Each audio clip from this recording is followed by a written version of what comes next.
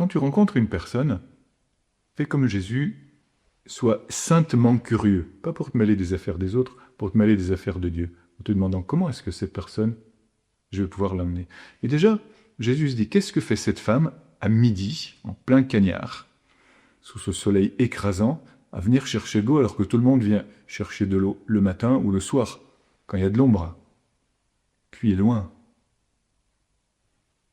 Et Jésus se pose cette question et il comprend qu'il y a quelque chose qui ne va pas chez cette femme. Cette femme est malheureuse. Dis-toi bien quand quelqu'un ne va pas bien, d'accord? Dis-toi bien, cette femme, cette personne est malheureuse. Comment est-ce que je pourrais aider cette personne? Tu vas aimer encore plus. Cette personne a besoin de toi.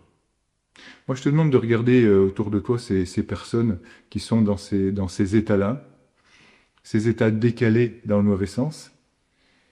Elle est différente, cette femme, donc elle a un problème.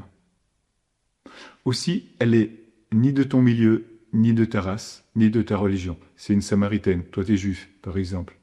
Tout ce décalage qu'il y a. Regarde ces personnes qui sont autour de toi et qui se présentent de cette façon-là. Ensuite, tu vas t'apercevoir que dans le dialogue avec toi, elle te fuit. Non seulement elle te fuit, mais elle te mène en bateau. Regarde ce qui se passe lorsqu'elle explique que ce n'est ni à Jérusalem, ni à tel endroit, ni à tel endroit que on adore. Alors, où est-ce qu'on adore? En fait, elle fuit les problèmes. Pourquoi? Parce que toi, avec sagesse, avec amour, tu veux l'amener dans la profondeur, et dans sa profondeur, elle a mal. Il faut que tu comprennes et qu'elle comprenne que lorsque vous allez ensemble dans cette profondeur où Jésus est, eh bien c'est là où elle va être guérie, parce que Jésus va toucher doucement par son Esprit Saint, par ton écoute, par ta patience, sans jamais être intrusif, toujours en étant à l'écoute, en accompagnant, comme fait Jésus. Tu vas l'emmener dans les profondeurs de son âme, de son être.